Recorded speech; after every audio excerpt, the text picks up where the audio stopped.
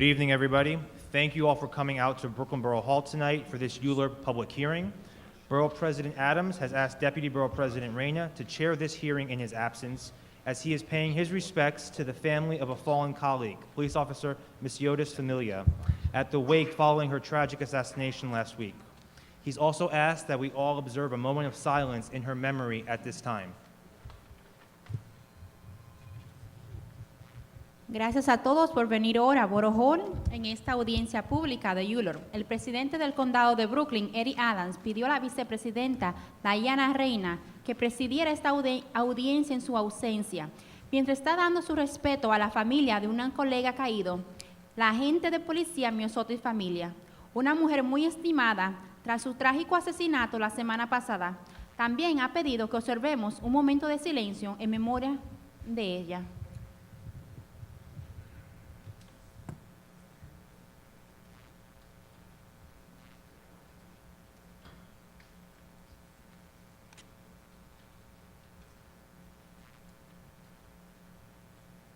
Thank you. In accordance with Local Law 30, foreign language interpretation services are available upon request. The Borough President's Office received an advance request to have Spanish interpretation services available for the second item on tonight's agenda. That portion of the meeting will be translated from English to Spanish. However, because we have a full agenda tonight, in the interest of time, the first and third agenda items will not be translated upon request. Our translators will be here for the entire meeting. So if at any time a request is made for translation, it will be provided. So at any time, please raise your hands if you want the first or third agenda items translated as well.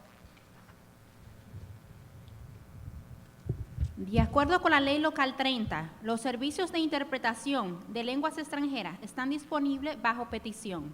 La oficina del presidente del condado de Brooklyn recibió una solicitud por adelantado para disponer de servicios de interpretación en español para el segundo punto de la agenda de esta noche. La parte de esta reunión será traducida en inglés al español y del español al inglés. Sin embargo, debido a que tenemos una agenda completa esta noche, por el interés del tiempo, los puntos de la primera y tercera agenda no se traducirán, a menos que lo soliciten. Solamente el tema de la segunda agenda será traducido. Si necesitan traducción para el primero y la tercera, por favor, díganos para poder traducirlo. Si en cualquier momento se hace una solicitud de traducción, se le proporcionará. Borough President Adams' goal is to ensure community members have a public forum say about the proposals that impact their neighborhoods. This is why he has elected to hold a public hearing, which is optional, for every land use application presented to the Borough President's office. El objetivo del presidente Adams es asegurar que los miembros de la comunidad tengan un foro público que diga sobre las propuestas que afectan a sus vecindarios. Es por eso que ha elegido celebrar una audiencia pública que es opcional para cada solicitud del uso de la tierra presentada en su oficina. Borough President Adams also feels that it is important for us to balance the critical values of free speech with public safety. With that in mind, we respect any expression that may take place this evening, though if we get the sense that there will be an extended disruption of these proceedings, there will be a swift motion to end the hearing early. It is our hope that all voices in attendance will be heard in order for them to be taken into account as Borough President Adams prepares to make his charter-mandated recommendations in the next couple of weeks. We also invite anyone interested in having their comments put on the record for any of the items listed on tonight's calendar to submit them in writing to ask.eric@brooklynbp.nyc.gov. El presidente Eric Adams también considera que es importante para nosotros equilibrar los valores críticos de la libertad de expresión con la seguridad pública. Con esto en mente, respetamos cualquier expresión que pueda tener lugar esta noche. Aunque sí tenemos la sensación de que habrá una interrupción extendida a estos procedimientos, habrá una rápida moción para terminar la audiencia temprano. Esperamos que todas las voces presentes sean escuchadas para que sean tomadas en cuenta a medida que el presidente del condado de Brooklyn, Adams, se prepara para hacer sus recomendaciones mandadas en los primeros 2 meses. También invitamos a cualquier persona interesada para cualquiera de los elementos en el calendario de esta noche para presentarlos por escrito al correo electrónico askeric@brooklynbpn askeric@brooklynbp.nyc.gov. Una vez más, pueden presentarlo por escrito al correo electrónico askeric@brooklynbpnyc.gov. I will now turn the meeting over to Deputy Borough President Diana Reyna. Good evening, and welcome to Borough Hall. There are 3 items on the agenda this evening. Please note that this hearing is being recorded to comply with the public law for transparency. It will be available for viewing on Borough President Adams' website, brooklyn-usa.org, or on the One Brooklyn channel on YouTube. Again, web viewers may submit timely comments to askeric@brooklynbp.nyc.gov for Borough President Adams' consideration. Buenas noches y bienvenida a Brooklyn Borough Hall. Hay 3 temas en la agenda de esta noche. Por favor, tenga en cuenta que esta audiencia se encuentra grabada para cumplir con la Ley Pública de Transparencia. Está disponible para visualizar en la página de web del presidente Adams, en brooklyn.usa.org, o en el canal de YouTube One Brooklyn. Pueden ir a YouTube y escribir One Brooklyn. Los espectadores de la web pueden presentar los comentarios una vez más al correo electrónico askeric@brooklynbpnyc.gov. Please call the first item and let us begin. Calendar item number 170352 PQK. This application is submitted by the New York City Office of Emergency Management and the New York City Department of Citywide Administrative Services, seeking approval for site selection and acquisition of property located at 930 Flushing Avenue in the Bushwick neighborhood of Community District 4. Such actions would facilitate the continued use of the property as a central emergency management warehouse and well as extending occupancy throughout the entire building. Community Board 4 voted to approve this application on June 21st. Would the representatives for this application, Henry Jackson, please state your name for the record and present the application? And we are joined by Commissioner Joseph Esposito, who is here to represent the agency himself. Great. Good evening. Happy to be here. I'm going to open up with a couple of points, and then my Deputy Commissioner for Technology and Strategic Resources will give you a presentation, and then we'll be opening up for questions. But good evening. I'm Joe Esposito. I'm the Commissioner for New York City Emergency Management. As I said, Henry Jackson from my staff will give a bit of a presentation when I hit a couple of points. New York City Emergency Management needs to have a large warehouse. We keep our command vehicles, an assortment of vehicles, 18-wheelers, pickup trucks, all kinds of vehicles there.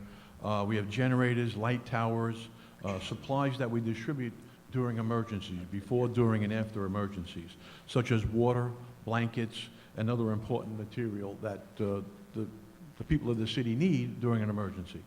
We also have direction from City Hall to establish possible alternate seats of government for the mayor's office and other city agencies, as well as for our office and the city's Emergency Operations Center. Should we have to have an alternate location, we could go there and use it. Unfortunately, the world we live in today makes it vital that we are prepared to relocate to safe locations quickly and run the city's operations from alternate locations if our original locations become unusable.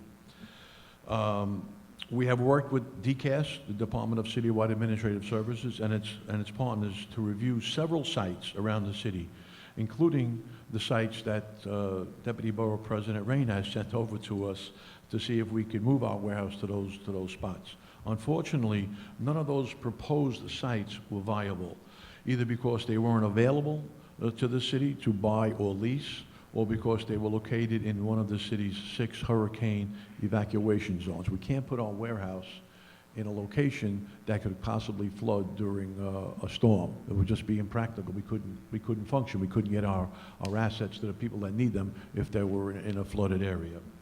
We feel that the Flushing Avenue location is centrally located, allowing us to get supplies quickly to the other boroughs for catastrophic events such as Superstorm Sandy or even smaller events, localized events like the East Harlem and the East Village building collapses, or for even localized power outages. We would send material from that warehouse to those affected areas. We need to move to cement the deal for this warehouse speedily for our immediate and foreseeable needs. However, we will continue to look at additional sites, and if a viable one becomes available, we will explore moving all our assets to that other location. With that, I'd like to bring up Henry Jackson. He is the Deputy Commissioner, as I said, for Technology and Strategic Resources, and he'll give you a presentation on the warehouse. Thank you. Thanks, boss. Good evening, Madam Deputy Borough President, colleagues, and fellow New Yorkers. As mentioned, my name is Henry Jackson. I'm Deputy Commissioner at the Office of Emergency Management, and this is an application to approve our lease in Community District 4 in Brooklyn at 930 Flushing Avenue. We are currently at that location, as has been mentioned, and what we're really trying to do is expand at that location. I'm going to give you a presentation quickly about who we are, what we do at the Emergency Support Center, why we are growing, and why we seek this location. Oops, okay, great. Goes backwards one. Doesn't go back. Where am I aiming? So, there we go, thank you, got it. Okay, New York City Emergency Management. We were founded in 1996 as the Mayor's Office of Emergency Management. In 2001, there was a referendum on the ballot to make us a full-fledged agency. Our mission is fourfold: to prepare the city for emergencies, to educate and inform the public, to coordinate emergency response and recovery, and to collect and disseminate critical information. Our Emergency Support Center supports all of these missions every day in various ways. We got into the logistics business a couple of days after 9/11. All of a sudden, all this stuff was needed in the city to respond to those events. We took over a warehouse on the Lower East Side and started using that as a logistical staging area. We used that for about 5 years while we looked for a space that was more suitable than something right on the East River. And in 2006, we found something on Flushing Avenue. We've been there ever since. We did run the entire Sandy operation out of there. That was the largest operation that we've run there. We had probably 100 people around the clock, nonstop, working for about 16 weeks, responding to all the logistical requests from Sandy. And we had to start looking for a new site because our lease was running up. So we commenced that search in 2013, and in 2016, we're here to present where we are today. What do we do there? Our mission is really to have a little bit of everything so that we can get out the door and respond to any kind of emergency that happens in the city of New York. In order to meet this mission, we got to move that stuff around, so we have a lot of vehicles, as the Commissioner mentioned, to move stuff around. And we've got everything in there from command vehicles to generators and light towers and tractors and trailers. We've also got sandbags and cots and blankets and PPE and tarps and water and cones and tools and things to set up shelters. And we've also got some pharmaceuticals in there that we use, that we hold in case they're needed. The other thing that happens there is that we host the city's urban search and rescue team. It's actually a federal asset.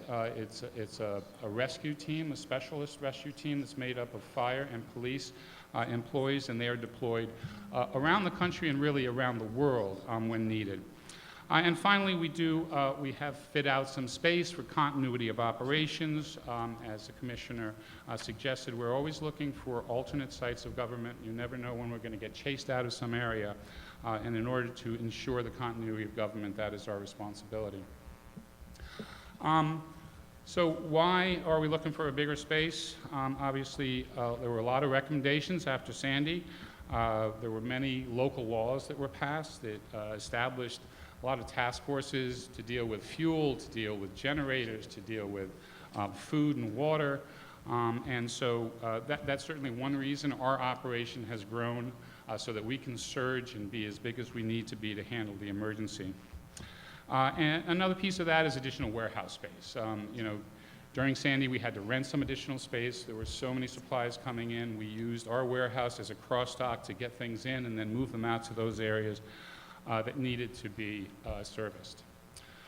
And finally, you know, we're looking, as the Commissioner mentioned, to put an alternate seat of government, some backup emergency operations center space in there, as well as other continuity space for other city agencies. The ULURP's approved. We're going to do a little bit of work in there. Most of it you won't see. Most of it is internal, with a little bit of work on the outside just to widen some of the entrances. Oops. I gotta go back again. So we started to look in 2013, and our primary criteria were that we had to be outside of a hurricane evacuation zone. We will do nobody any good if we're busy evacuating our emergency support center. We needed 200,000 or more square feet based on what we had and what we thought we needed after Sandy, and based on the number of task forces that were being stood up to respond to the next hurricane. And we looked for something that was centrally located so we could get to all the boroughs. We also looked to see if we could get near mass transit, the ability to get trucks in and out. We needed to be properly zoned for a place where we could do this kind of activity. And we needed a decent footprint to sort of store and move all the stuff that we need to move. So if you take a map of the city of New York and you lay the evacuation zones on them, there's not much space left. And then when you put on top of that the areas that are actually zoned for this kind of activity, there's even less space left. And so that is really by point of showing you how difficult this search was. Nevertheless, our real estate broker canvassed every block they could, came up with an initial list, and the focus was primarily the Bronx, Brooklyn, and Queens. Manhattan was a challenge for warehouses, and Staten Island is going to be a challenge to move stuff off of. So we focused on Bronx, Brooklyn, and Queens. As I say, our CBRE was our real estate broker, took a look at all these criteria, anything that was available, came up with an initial list of about 30 properties. You know, some were not available, some were in long-term leases, a number of reasons. They ended up with a list of 12 properties that we've shared with the Deputy Borough President and this community board. For various reasons, each one of these sites was either not available, it was already occupied by multiple tenants. In either case, nothing was available except for 930 Flushing Avenue. So we started to negotiate with the landlord to extend our lease there. So that is what we're doing. I hope we made the point that this is an important facility.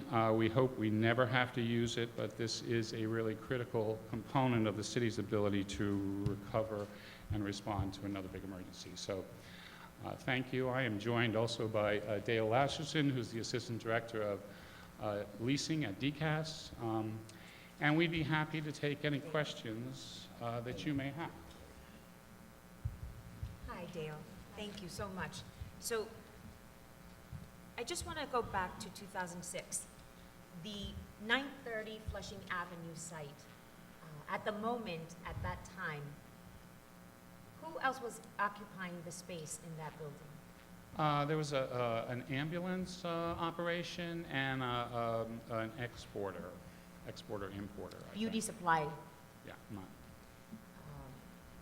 employing probably a number of individuals. At the time, in 2006, how many people are employed by OEM for this site? Full-time at the site, maybe 4 or 5 people. 4 or 5 people. And as far as the site is concerned, 7 years later, which was the original term for the lease, Modified That term, was- I think. it was the lease that was voted on Right. at the council, That's correct. correct? That's correct. Dale, can you identify yourself so that way we have you? Yes, hi, thank you. My name is Dale Lasserson. I'm with DCAS, the Department of Citywide Administrative Services. I'm an Assistant Director of Leasing in the Real Estate Services Group. Thank you so much. And so moving forward, the list that you had provided had many properties that were less than 300,000 square feet. Why begin a list with sites that had less than what you needed? Well, our initial ask was about 200,000 square feet. So that's why you saw some that were a little less than And who's left in the building other than OEM? that. Right now, nobody. So there was, at the time, Arizona Iced Tea was there, We came in after Arizona Iced Tea. and the beauty supply trade distributor. Mhm. And you mentioned another tenant, Ambulance, an Ambulance. ambulance operation. training. They were responding. And the building is now vacant other than OEM. That's correct. And at the time, for full disclosure, I was the council member for this particular site. And I remember explicitly making sure that the site for moving OEM into a different location so that this particular building would be an incubator for businesses, to be able to continue to house what would be employment opportunities, job growth for the neighborhood. Considering it was the last swath of land secured for job creation, considering all the housing development that is brand new in the last decade within that 25-acre piece of land. The building owned by the same property owner who's seeking rezoning, who sought rezoning, now has this building that was downzoned from an M3-1 to an M1-1. And your site, as far as occupancy is concerned, could go to a different location as long as it's a flood zone, flood-free zone, Evacuation zone, yes. evacuation zone. So I'm aware that there are two properties that we had conveyed to OEM. One is 55-15 Grand Avenue, Maspeth, and the other is 59-02 Borden Avenue. Is that correct, Ms. Dale? That's correct, yes. And those two particular properties, are they in the evacuation zones? Yes, And one of them is of particular interest because DCAS is in active negotiations, isn't that correct? that's correct. And that particular site has how many acres? It's it's just under 10, just under 10. And which one of the two? That's the Masbeth site on Grand Avenue. And NYPD is the tenant? The proposed tenant, yes. The proposed Yes. tenant. And NYPD, knowing that DCAS is negotiating this lease, would have been an ideal cohabitating 10 acres of land between OEM and what would be NYPD. Wouldn't that, I'm talking to Ms. Dale, so I want to make sure that I understand how is it that we don't have a site and yet there was a site in negotiation that is outside of what would be an evacuation zone? I'm sorry, I don't understand the question. Masbeth is in an evacuation zone. And you have to be in an you cannot be in an evacuation That's zone, correct, we want to be out of it. out of it. So this particular piece of land where NYPD is ideal for NYPD That's in an correct. evacuation zone. That's correct. The operations intended by NYPD are not necessarily in harm's way based on what they intend to do with the property. That's correct. And what is their intent? The city actually will be acquiring that property by purchase, and this will be a new state-of-the-art facility for the property clerk. It's a large consolidation, borough-wide consolidation project. And it's in an evacuation zone, but it's not putting anyone in harm's way. The facility itself that they intend to construct, renovate and construct, I think will address some of those issues, but most of the operations... If you could lift the mic up, maybe. Sure, thank you, sorry. If I may, there's some things that may not be public information yet. So the NYPD operations will be retrieving goods into the site for long-term storage. They will not be actively deploying things for example, on an emergency basis, they wouldn't need to have to get someplace for an emergency. So the particular site being in an evacuation zone, it wasn't a strong influence, an adverse influence for their operations. And this particular site in question, as far as Grand Avenue is concerned, wouldn't the ideal be to construct from the ground up what is an appropriate facility that would secure what would be deployment of any apparatus? Well, for NYPD's operations, they're taking advantage of existing building structures and building around and I believe building onto and adding to build up and build out a little bit. In terms of an ideal site to build ground up, not entirely, based on the layout and of course based on cost. Taking advantage of existing improvements is key for us. And what is the cost per square footage for that? I don't have that information on that particular transaction, but that is a purchase transaction, and I believe that they are undergoing all the necessary due diligence for that now. And moving into what would be the 930 Flushing Avenue, what is the cost per square footage for 930 Flushing Avenue? On the rent, the proposed rents at this point in time are in the mid-30s, $30 a square foot. It's about $11 million annually at the start. So And we're then paying $11 million to lease a site for how long? This is a proposed 20-year lease. For 20 years. And was the site considered for purchase? Yes, yes. In fact, we were very active with the owner wanting to purchase, but that's not a dialogue that the current ownership is willing to entertain at this time.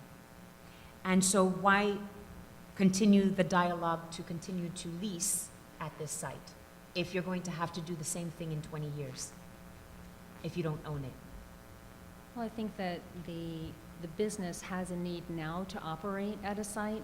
The facilities and properties that we looked at serving the need, meeting the criteria, very, very limited, if at all available, as you saw from the list. This is the site that would allow the delivery for the expanded operations in the time frame required. It's a risk what will happen in 20 years, of course, but in fact, things may change. Sandy changed a lot. I know that the laws passed after Sandy for emergency management that came through also changed. So anything could happen, but right now it's about securing the site to allow for the operations over time. And as things evolve, as the Commissioner Esposito mentioned, other things may happen for the operation. So what happens in 20 years when the lease expires? Well, the city has standard processes with respect to looking at leases well in advance before expiration, to be in front of those expirations, to be making strategic decisions. Either current dialogue with the owner at that time, who could be the current owner or a future owner, purchase opportunities, dialogue for purchase at that time, or at that time also in evaluating what is OEM doing with its operations. Does the site still meet its needs? Does it need a larger site? Does it need multiple sites? Is this an important site for the city of New York? It is at this time, absolutely. Why not consider eminent domain? That is an approach that is not necessarily off the table simply because we would secure a lease at the site. It is a challenge dialogue. If an owner under a friendly dialogue didn't want to purchase, it might be a challenge dialogue. It's not something that we are not aware of, but for the acquisition of a site, a friendly or a condemnation, we would still require the public approval process, ULURP, either That's way. what you're doing That's right exactly now. it. That's And exactly what we're doing. Eminent Exactly. domain would have seemed more appropriate, especially at a cost of $30 per square foot for warehousing, which is an exorbitant amount of money, considering it hurts what would be the business community, because now it loses 300,000 square feet for business opportunity, which equates to creating jobs.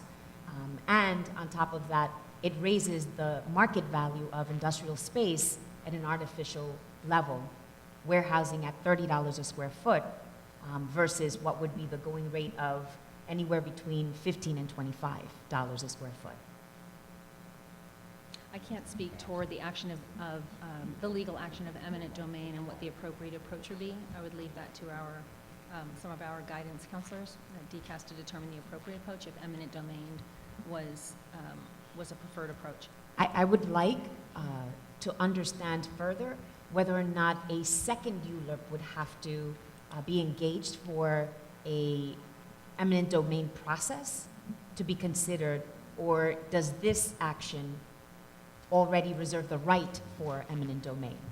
So technically, I can't answer that question. What I do know is the application itself, when we are submitting our applications for ULURP, they are for the acquisition of a property. We are demonstrating now that this is for an intended lease. However, if at resolution, if ULURP is secured, and the City Planning Commission's report, its resolution allows for a ULURP under a lease with a duration period of time, so be it.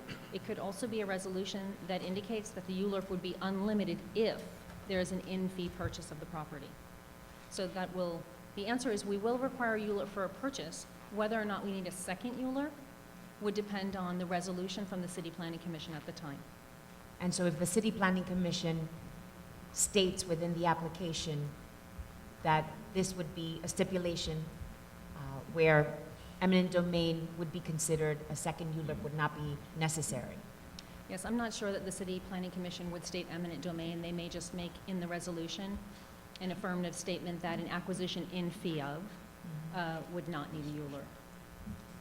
And as far as the square footage is concerned, because it's 300,000 square feet and there was city-owned land, would Bedford Armory be in the evacuation zone? I believe it is. Is Bedford It's Armory? in Oh, I'm sorry, the the- Brooklyn terminal is. I don't believe that the Bedford Armory is. And during the site search, was the I don't property think so, considered? no. And was that part of the site search? I don't have the criteria that went back to that I particular was on a address. few people's lists, so we inquired about it and was told it was being used for a different project. A different project, but it was not It was- Because it was considered? an EDC Yeah, property, I that's right. think. EDC, yeah. yes, EDC is targeted property for a redevelopment project. That's correct, yeah. And so there would not be any opportunity for the land to be shared with uses? I'm not certain if that question was asked. At this juncture with EDC's redevelopment project, it may be a little mature with their project to ask the question. We can certainly get back to you on that response to see if that question was asked. I'd like that Sure. to be referred to and explored. Okay. The uses of what is a very important aspect of the city of New York to prepare for emergency services, and understanding that we have what is publicly owned land, and to be able to pay $11 million a year, every year for 20 years and not own anything seems to be fiscally irresponsible. And so I want to make sure that we have an opportunity to explore what seemed to be not a very comprehensive list when we were reviewing what was given to us as far as sites availability outside of an evacuation zone, and Bedford Armory being one of those sites. So I'd like to make sure that that goes explored. Given the size of this facility and its location within an industrial zone directly across the street from the North Brooklyn IBZ, what steps were taken to consider alternative sites? Why was it determined to be appropriate to extend the use throughout the entire building as opposed to splitting it somewhere else? Currently, you have multiple spaces that you are utilizing for OEM equipment. Is that not correct? It's in different locations in the building. But outside of the building, my understanding is that you're using NYCHA-owned land on PSA 3?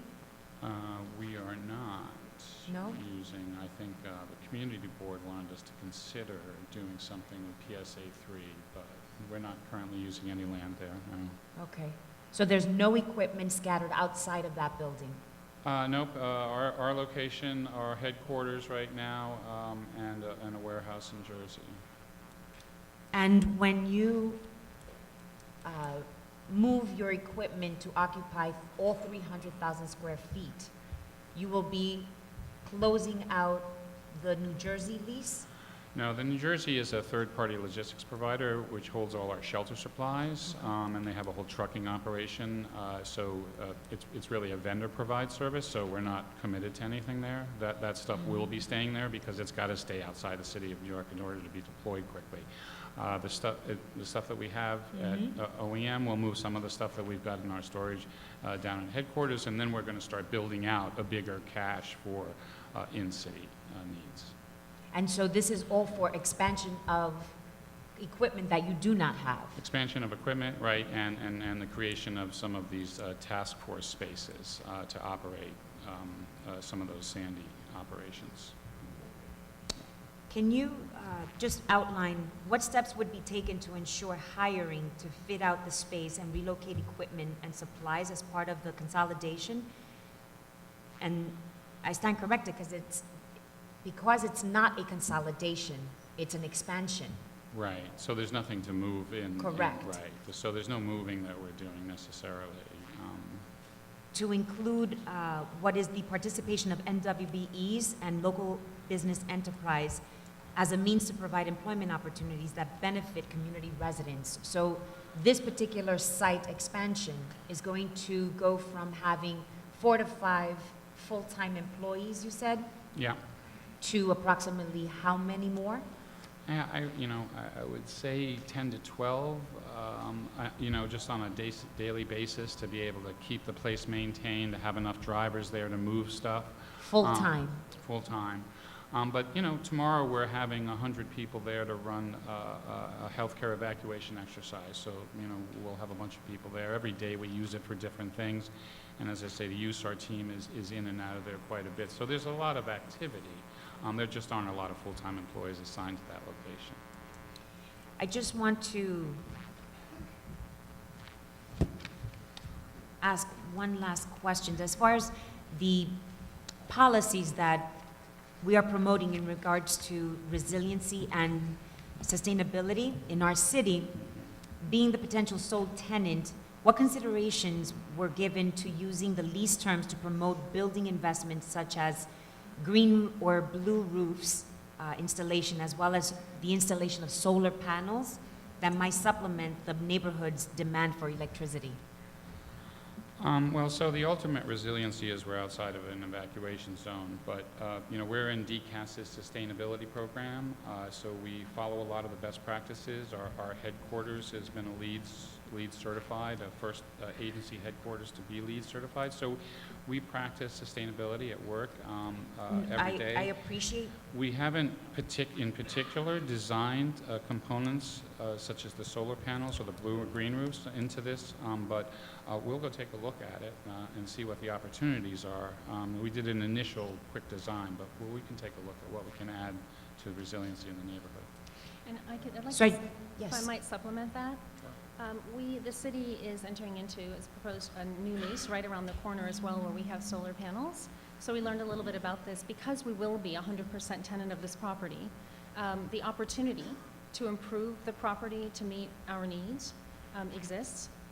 With respect to solar panels, the energy group of DCAS, as a 100% tenant with a long-term lease, this property fits a perfect mold for us to look at that very carefully. Does it make power sense to do this? So the property will be on the radar to come out and do those investigations and to run the grid numbers, et cetera, the usage numbers as they're called. However, my understanding is that to do that, they will need a little bit of occupancy and time, and then they'll run the numbers. And if it makes sense, then the opportunity to install panels may exist for us. Yeah, but and that's in concert with our energy group. And how will that complement the neighborhood opportunity to be the host community to benefit from this? Because the use of a warehouse for electricity, I can't imagine, is going to be very high. Right. So it won't meet the demand It won't meet the demand of electricity. of sustainability. Of sustainability. I guess it depends on how they do their measurements. When that place is lit up and everybody's in there, it's going to consume some energy. And I guess that on the other side, we do have a generator that we can hook up and go off the grid if that's necessary, and maintain our own power. But I appreciate the ingenious moment you're having, but I wasn't referring to just what would be getting off the grid. It's, you're proposing becoming a permanent tenant Yeah. where you weren't supposed to be. Well, we've been there for a few years. I know you overextended your lease, Wow. which was a promise. Well, you know, I think we've been pretty good neighbors, generally speaking. I think the folks, in the community know that we're there, and certainly during Sandy, we were there all the time, and I think we've generally been helpful, but it's certainly our intent to be a good neighbor. And I want to just stress, $11 million spending every year for the next 20 years, and the city has nothing to show for it, is not the best decision on behalf of the taxpayer. And so I'd like to make sure that that particular point alone is one that is reconsidering what is other options, understanding your criteria of what is expansion needs, as well as evacuation free zone, so that you are able to provide the services you need to in the case of an emergency. The site in question was an expired lease that's long overdue. You've extended your lease by more than 7 years. And I see very little that demonstrates what would be searching for an adequate site outside of 930 Flushing Avenue. Especially given that this particular landlord or landowner has not kept what would be the promises from his last rezoning. That included downzoning this particular factory site. I hear what you're saying. I don't have, is there a question there? No, there wasn't a question, Oh, just okay. making sure you don't forget. I'm not going to forget. You seem to have forgotten, so I just wanted to make sure I promise I don't. you understand the community is not gaining. And we had an opportunity here to do right. We trusted what would be the first 7 years as an opportunity to give and lend the city of New York what would be other options. And clearly, they didn't take advantage of what were other options, but sat until every business and job at the Mademoiselle factory to be evacuated, to then take over the building. I appreciate your testimony. I look forward to the follow-up on the Bedford Armory, as well as the eminent domain language as part of this particular application, so that there is an opportunity to inform us of what that language would look like. I'm sorry, just to clarify, I don't believe that neither DCAS or OEM will have jurisdiction over what is in a City Planning Commission report on the ULURP and for the resolution. So if I understand you correctly, what I'll be getting back to you on, yes, the Bedford Armory question, but on the eminent domain, as to what the technicality is, as to whether or not a second ULURP is required, is that's the technical the question. request? As well as who has the jurisdiction to add eminent domain. Oh, as a condition? Okay, Got I'll it. get back to you. Thank you. Yes, you're welcome. Thank you. Yeah, thank you for your time. Thank you very much. Thank you. Thank you, Commissioner. I'd like to ask if there's any other speaker on this item who signed a speaker slip to please come up. This is the application on behalf of the City of New York on the OEM Emergency Management. Seeing none, we will move to the second item. As noted before, Borough President Adams feels that it is important to balance the critical values of free speech with public safety at this and every public gathering. We respect any expression that may take place this evening, though if we get the sense that there will be an extended disruption to these proceedings, there will be a swift motion to end this hearing early. We want voices in attendance to be heard in order to take them into account as Borough President Adams prepares to make his charter-mandated recommendations in the next few weeks. We also invite anyone interested in having their comments put on the record for any of the items on tonight's calendar to submit them in writing to askeric@brooklynbp.nyc.gov. Como señaló anteriormente el presidente del condado de Brooklyn, Eric Adams, considera que es importante equilibrar los valores críticos de la libertad de expresión con la seguridad pública en esta y en todas las reuniones públicas. Respetamos cualquier expresión que pueda tener lugar esta noche, aunque si tenemos la sensación de que habrá una interrupción prolongada en estos procedimientos, habrá una rápida moción para terminar la audiencia temprano. Queremos que todas las voces presentes sean escuchadas, para que sean tomadas en cuenta a medida de que el presidente Eric Adams se prepara para hacer sus recomendaciones en las próximas 2 semanas. También invitamos a cualquier persona interesada que sus comentarios sean o que se pongan en el registro para cualquiera de los elementos en el calendario de esta noche, para presentarlos por escrito al correo electrónico askeric@brooklynbpnyc.gov. Una vez más, puede enviar sus comentarios al correo electrónico askeric@brooklynbpnyc.gov. I apologize, I wanted...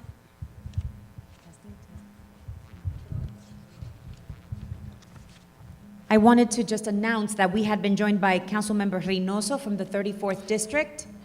Councilmember Reynoso, thank you so much for joining us. Josh Pierre, Comptroller Stringer's office, and Matthew Pitt from Councilmember Lori Cumbo's office.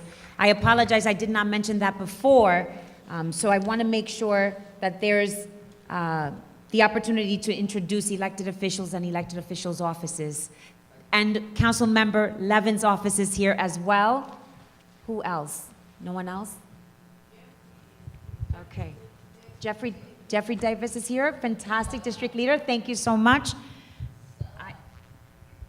Let's have respect. Respect. This is not working.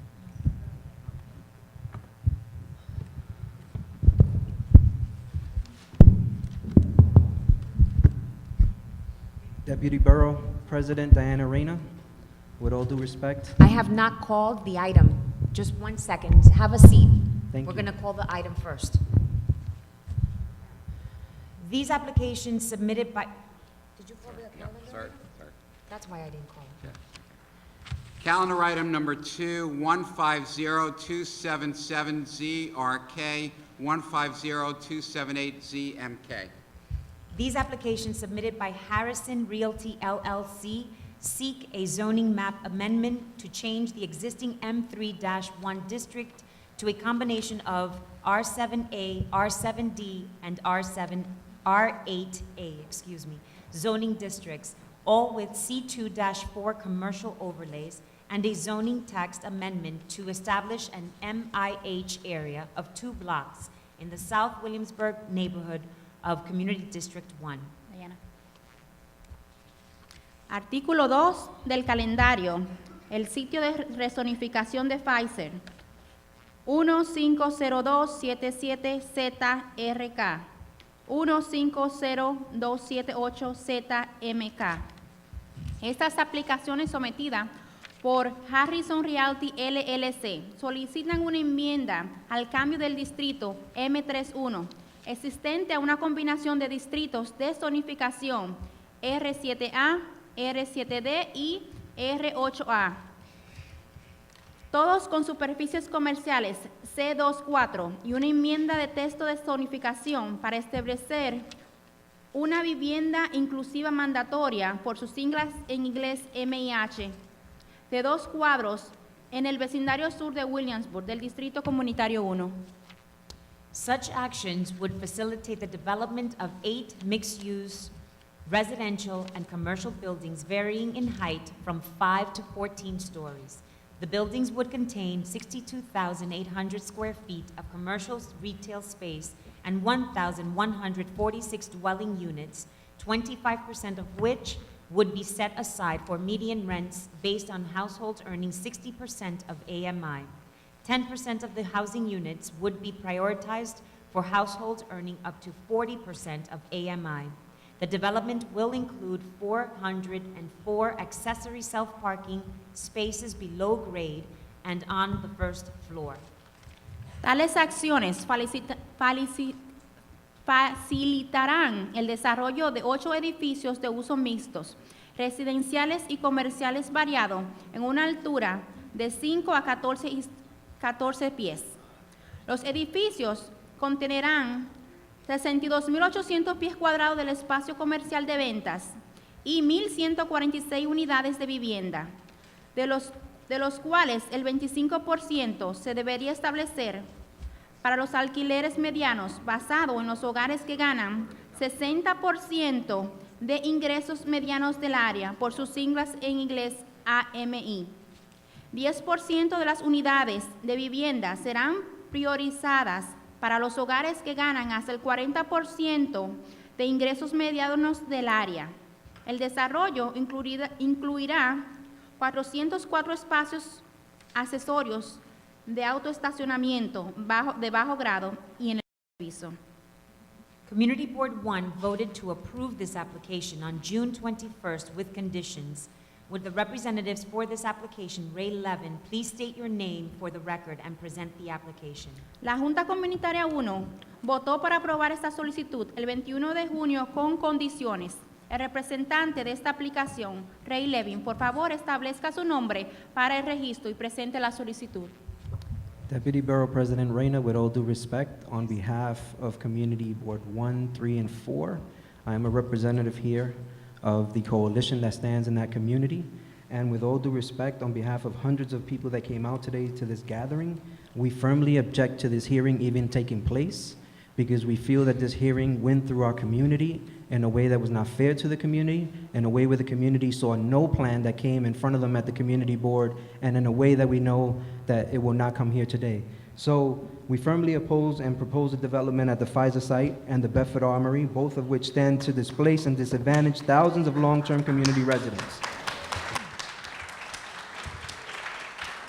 Estamos aquí esta tarde, señores y señoras, porque el plan que le van a enseñar a ustedes hoy no es un plan que fue a la comunidad de Board número 1 y no vimos ningún plan ni ninguna acción que da los detalles a esta comunidad de lo que van a hacer en ese sitio del Pfizer site.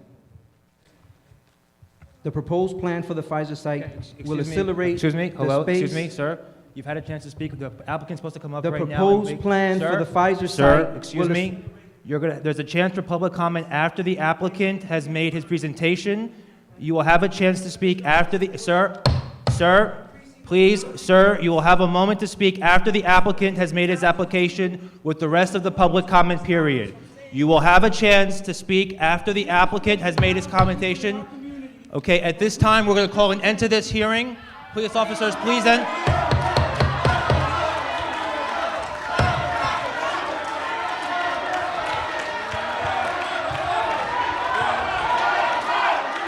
This ULURP hearing is now closed.